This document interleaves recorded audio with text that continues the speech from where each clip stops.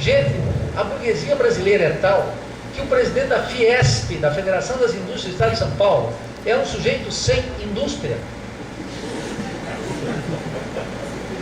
Atentem para esse fato. É cômico, mas é trágico. O presidente da Federação das Indústrias do Estado de São Paulo, ele era de uma família que tinha na indústria têxtil há 40 anos. Veio o Plano Real, ele quebrou. Ele continuou apoiando o Plano Real. Quebrou e agora é executivo de empresa. Ele não é um proprietário.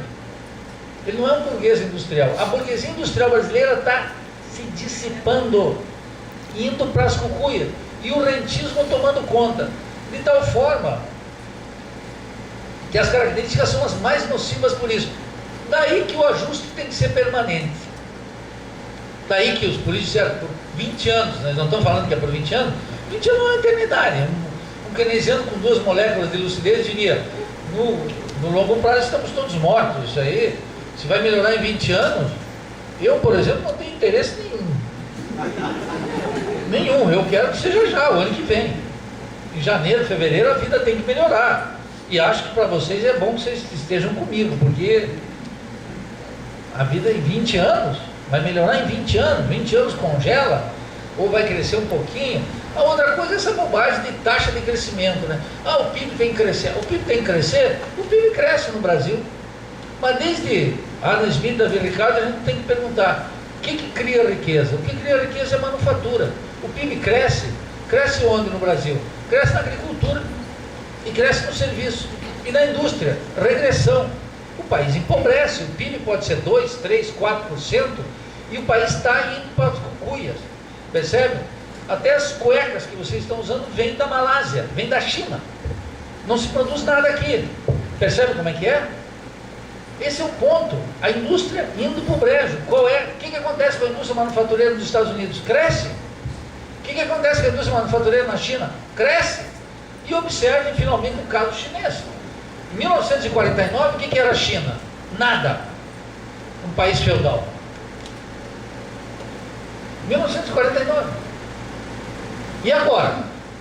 Que tal?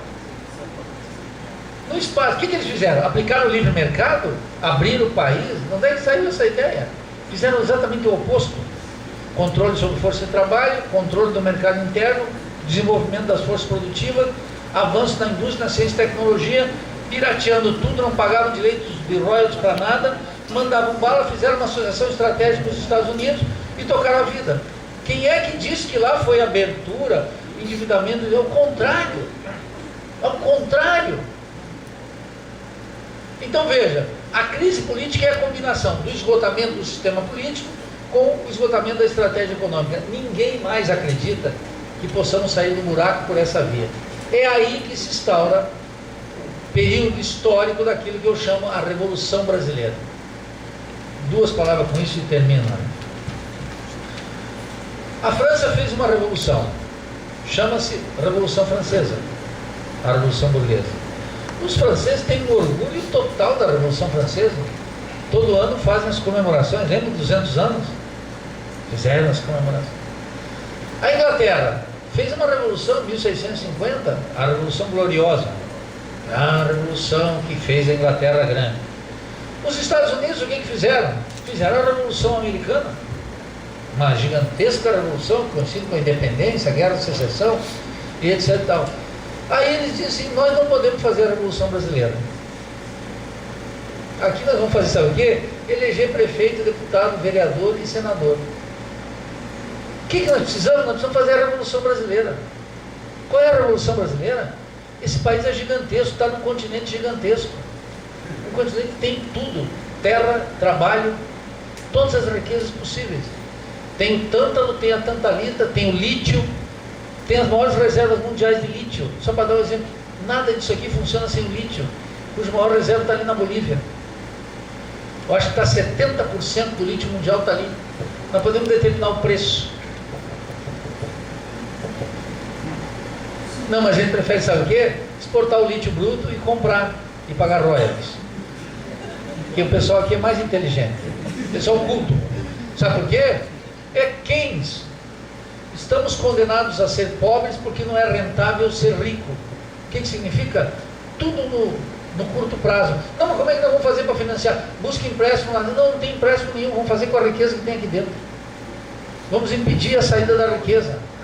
A Revolução Brasileira terá que ser feita contra as classes dominantes e terá que ser conduzida pelo povo, porque não pode ser feito por banqueiro, não pode ser feito por latifundiário, não pode ser feito por industrial, que estão sendo enforcados e não se rebelam.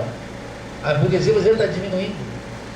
Não pode ser feito pelos grandes comerciantes que compram barcos pós-Panamá, vão lá na China, compram até cimento importado para vender aqui no Brasil. Eu observo a Federação do Comércio lá de Santa Catarina faz isso. Os caras alugam barcos gigantescos, compram um pneu. Olha a importação de pneu. Nós não podemos produzir pneu no Brasil.